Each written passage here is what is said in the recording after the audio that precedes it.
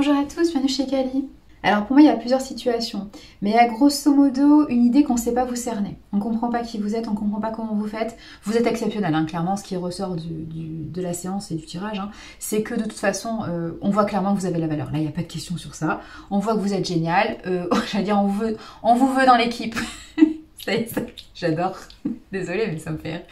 On vous veut dans l'équipe ou on veut partager quelque chose avec vous, là il n'y a pas de question. Mais le problème c'est qu'on a du mal à vous cerner. Et du coup vous êtes inquiétant ou vous êtes inquiétante. Bon, mais ça c'est le propre de l'humain, d'avoir peur de ce qui est différent et d'avoir peur de ce qui n'est pas maîtrisable en fait.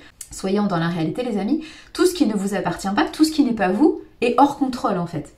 On est ok sur ça, donc attention aux peurs qui sont ok instinctives, hein, qui font partie de notre origine en tant qu'être humain, mais concrètement, tout ce qui est différent de vous, tout ce qui est devant vous en fait, grosso modo, et je parle pas d'un miroir, quoique je pourrais, tout ce qui effectivement ne vous appartient pas, n'est pas dans votre corps, vous pouvez pas le maîtriser, ok? Donc c'est normal en fait. Mais par contre, ce qu'il faut comprendre de ce qui n'est pas maîtrisable, de ce qui est imprévisible, c'est aussi vous poser des questions par rapport à justement cette envie de contrôle, ce besoin d'assurer vos arrières. Et à un moment donné, si vous voulez vivre, il va falloir sortir de votre zone de confort. Sortir de ce côté, moi je ne vis que dans les choses confortables et contrôlantes. Bah, du coup, vous allez vivre dans un espace sécurisé, mais au bout d'un moment, l'espace sécurisé ne vous apportera plus ce dont vous avez besoin. En termes de nourriture affective, matérielle, financière, parce que l'être humain est fait pour évoluer en fait, est fait pour s'enrichir. S'il n'y a plus d'enrichissement au bout d'un moment, il y a une stérilité qui s'installe. Et donc c'est là que l'effet inverse se produit, c'est-à-dire qu'on perd tout ce qu'on a gagné et on commence à voir en noir et à perdre tout ce qu'on avait emmagasiné comme nouveauté, comme énergie, comme enrichissement. Et c'est là qu'il y a un cercle vicieux qui s'installe de dévalorisation, de compensation, d'addiction, de mal-être, tout ça. Donc c'est dommage en fait de se dire ok, moi je ne vis ou je ne contacte ou je ne croise que des énergies que je peux contrôler. Bah, vous allez être déçus parce que rien n'est contrôlable en fait. Il y a peut-être un miroir qu'il faut que vous compreniez sur vous-même, voilà, si vous êtes dans cette situation-là. Évidemment, ça peut parler de personnes qui sont autour de vous, on est d'accord. Si ça vous parle pas directement, voilà. Et que vous vous posez la question de pourquoi certaines personnes ne vous approchent pas, parce que du coup, elles n'arrivent pas à vous cerner. Voilà. En même temps, je pense que quand vous êtes dans cette bienveillance, dans cette tolérance, dans cet apprentissage, mais j'allais dire dans cette humilité, oui c'est ça, c'est de l'humilité, de comprendre que vivre en fait c'est découvrir, et découvrir des choses qu'on ne contrôle pas, qu'on ne maîtrise pas, parce qu'on apprend tous les jours en fait. Si vous êtes dans cette humilité-là, vous n'avez pas peur d'avancer vers des personnes que vous ne connaissez pas, ou d'avancer vers des énergies qui sont différentes de vous, parce que il y a une découverte mutuelle en fait. Effectivement, quand vous êtes dans cette posture d'empereur un petit peu blessé ou d'impératrice un petit peu blessée, c'est un peu cet ego blessé qui du coup essaye de se grandir avec des talonnettes ou essaye de se grandir pour un peu regarder voilà, les autres de haut et se dire attention, on me blessera plus et c'est moi le chef. Et oui, enfin bon. À un moment donné, il faut aussi comprendre que vous êtes le chef de vous-même, oui, mais que de toute façon, vous êtes un éternel élève. Donc avec humilité, comme tout le monde, vous allez apprendre les choses et vous allez vous ouvrir et ça se passera très bien en fait, il n'y a pas de raison. Il n'y a pas de raison, c'est pas parce que vous êtes blessé que vous allez continuer ces expériences de souffrance. Vous pouvez très bien choisir des choses qui sont bien pour vous. Par contre, il faut faire attention à ce que vous êtes, il faut être connecté à vous. Plutôt que de consacrer de l'énergie à essayer de contrôler les autres ou l'énergie ou le monde extérieur, remettez-le sur vous, comme ça vous arriverez mieux à vous comprendre et du coup vous ferez des choix plus judicieux pour vous, avec des expériences plus douces. Ouais, c'est ça. Parce qu'il y a cette notion de je connais pas la personne, j'arrive pas à la cerner. Un coup elle paraît adorable, un coup elle paraît un petit peu plus mature et un peu plus froide. Du coup je sais pas comment l'approcher. Mais en fait vous êtes pareil, on est ok. On est tous pareils, on a tous ces facettes en nous en fait. Vous voyez, c'est qu'un roulement de facettes. Et suivant la situation, suivant les priorités, suivant la façon de faire, suivant aussi la construction, à tour de rôle on utilise nos différentes facettes en fait. Et là j'en ai cité deux, mais il y en a tellement plus. Mais c'est normal, c'est l'humain qui est comme ça. On n'est pas blanc ou noir, on est une multitude de couleurs et de facettes. Donc on ne sait jamais ce qu'on a en face, mais c'est normal. C'est pour ça que la communication existe en fait. C'est pour ça que la sincérité existe aussi. De se positionner, de dire, voilà, moi dans cet espace-temps, aujourd'hui j'ai besoin de ça, j'ai envie de créer ça. Voilà. Mais c'est ça qu'il faut partir de ce principe-là. C'est sûr que si vous ne communiquez pas et que vous essayez d'anticiper, parce que vous avez besoin de maîtriser, en vous disant, voilà, si cette personne est comme ça, alors je vais agir comme ça marchera pas. Parce que effectivement, la personne, elle va tout simplement être, vivre, respirer, et du coup, elle va, à tour de rôle, utiliser d'autres facettes. Et du coup, ça vous déstabilisera toujours. Donc ouais, vous ne pouvez pas rester dans ce contrôle, en fait, c'est pas possible. Pour contacter la personne, comme vous comprenez pas, exactement qui elle est, et ça vous embête. Et du coup, bah forcément, il y a cette notion de, bah voilà, moi tant que je sais pas sur quel pied danser, bah je danse pas. Dommage. Dommage parce que vous passez peut-être à côté de votre réel talent. Peut-être que votre réel talent, votre génie, c'est la danse en fait. Oui, ça parlera à certaines personnes, une petite dédicace. Mais voilà, donc c'est dommage en fait. Mais la danse, hein, je reprends cet exemple, c'est aussi la libération. C'est pas qu'une chorégraphie, c'est aussi cette libération du corps, de l'esprit, du cœur. C'est une harmonie en fait. Vous êtes synchro avec vos propres mouvements. En fait, tous vos mouvements corporels, c'est ça, sont à l'unisson avec vos émotions et avec vos pensées et vos esprits. En fait, c'est les trois qui sont mobilisés pour bien danser, entre guillemets. Cet alignement, en fait. Et c'est ça qu'on vous propose. On vous propose effectivement des partenariats dans lesquels vous pouvez révéler votre talent, votre génie. Par contre, ça vous sort de votre zone de confort. Surtout avec des partenaires qui sont différents de vous. Qui vous montrent que, ben voilà, il y a d'autres pas à faire, il y a d'autres choses à apprendre, il y a des choses à découvrir et ça se passe bien, quoi. Mais effectivement, vous ne pouvez pas rester sur si je contrôle pas l'information, si je ne sais pas comment est la personne, du coup, moi, je veux pas m'engager ou je veux pas créer. Bah, c'est bien dommage parce que vous passez à côté de magnifiques choses, en fait. Donc il y a vraiment beaucoup de soucis à contacter, à appeler, inviter, participer, proposer un projet d'engagement, d'investissement, proposer en fait un partenariat, parce qu'on a du mal à cerner la personne sous toutes ses facettes. Et tant qu'on ne cerne pas tout, on n'y va pas.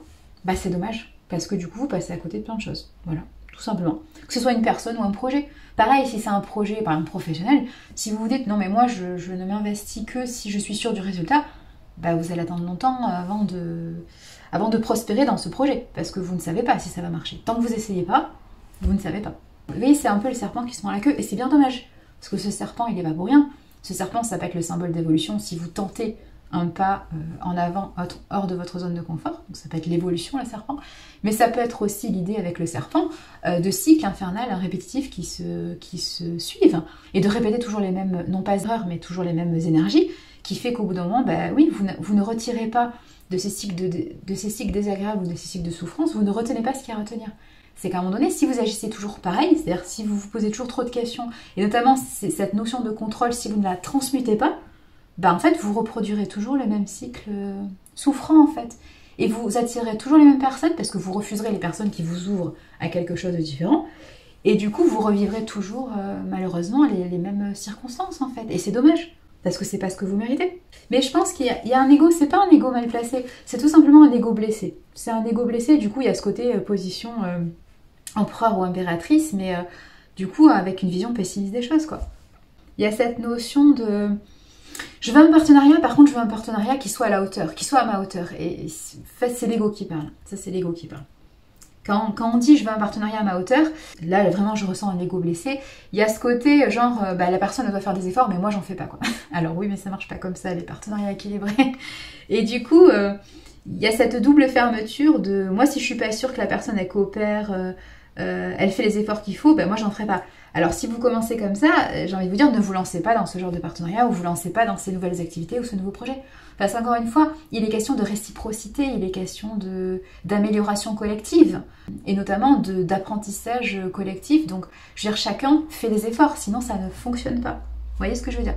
Quand vous vous assemblez avec quelque chose de différent, il y a forcément une idée de compromis. Si vous en faites pas, ça ne marchera pas. Et si ça marche pas, il y a un moment donné, les personnes ou les situations vont partir en fait, vont partir ou vont s'arrêter en fait. Et oui. Mais il y a cette notion d'être resté loin, d'être resté dans cette position de froideur ou de distance ou d'observation, je dirais même. D'avoir investi beaucoup d'argent, oui. Je sais pas ce que je voulais dire, mais bon, si c'est venu, c'est que c'est venu.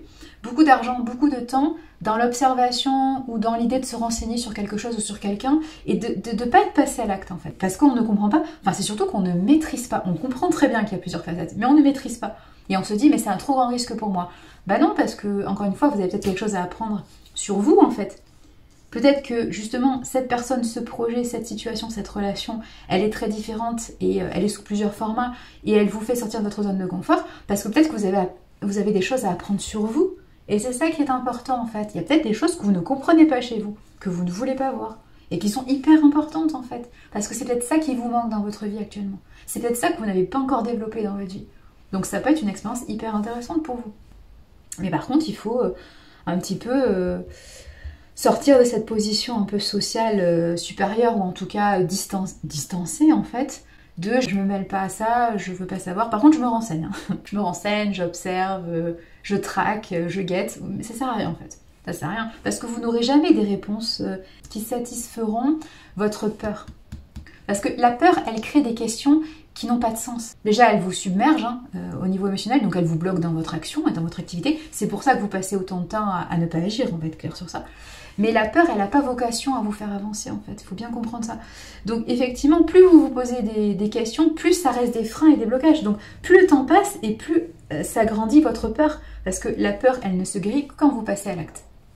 C'est vraiment l'énergie contraire du passage à l'acte. Et c'est quand vous faites ce pas que vous dites, bah, finalement, c'est pas plus de peur que de mal, mais finalement j'ai eu peur, ok, parce que bon, c'est humain et c'est normal, mais finalement, bah, je suis content parce que bah, il s'est rien passé.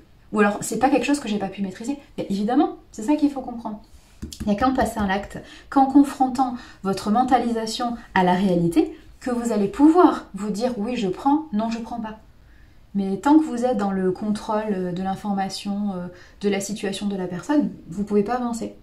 Et vous allez avoir de plus en plus peur, parce que vous allez comprendre que rien n'est maîtrisable en fait, parce que c'est la vie, c'est comme ça. Et du coup, vous allez augmenter votre peur, vos traumatismes, vos blessures qui vont bien remonter. Et ça, c'est bien dommage. Bah ouais, c'est ça.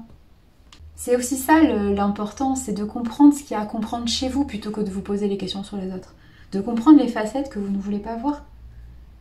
C'est pas qu'elles sont négatives, ces facettes. En fait, c'est juste que certaines énergies, vous les prenez pas de la bonne façon, ou vous ne voulez pas les voir, ou vous pensez que c'est un problème. Ce n'est pas un problème, elles constituent ce que vous êtes, donc c'est pas un problème. Par contre, vous avez besoin de miroir, vous avez besoin de contact, de relation, d'activité. Vous avez besoin de comprendre des choses en agissant avec les autres, en réagissant avec les autres. Parce que tout seul, il y a des choses que vous ne voyez pas. Bon, bah du coup, il faut vous lancer en fait. Sinon, vous ne comprendrez pas. Et vous allez répéter des cycles en fait. Ces facettes que vous n'affichez pas ou que vous n'affirmez pas, c'est peut-être ce qui vous manque en fait dans votre vie actuelle. Voilà, je vous lance une piste de réflexion. Après, à vous de voir comment ça résonne et à vous de voir par rapport à votre situation ce que vous en faites. Hein. Mais clairement, là, il y a une idée vraiment d'approfondir certaines choses chez vous, mais il faut vous lancer dans des situations différentes. Si vous ne vous lancez pas dans l'inconnu ou dans des rencontres nouvelles, il y a des choses chez vous que vous n'allez jamais comprendre de votre vie. Or, c'est ça qui vous manque. Hein. Or, c'est ça qui vous manque. Parce que du coup, vous sentez cette incomplétude, vous sentez ce manque à l'intérieur de vous, ce vide à l'intérieur de vous. Ce vide, c'est parce qu'il y a des choses que vous ne comprenez pas chez vous. Et pour les comprendre, il faut intégrer de nouvelles situations, de nouvelles relations, de nouveaux projets qui vont vous sortir de votre zone de confort. Je parlais de la danse, mais ça peut être toute forme d'activité ou toute forme de relations qui sont totalement différentes avec des personnes qui ne sont pas actuellement à vos côtés, qui ne ressemblent pas à ce que vous avez toujours attiré. C'est justement des personnes très différentes. Mais justement, elles feront ressortir des facettes de vous que vous n'avez jamais explorées, exploitées, utilisées, développées. Et ça peut être intéressant. Voilà. Allez, prenez grand soin de vous. Matanée.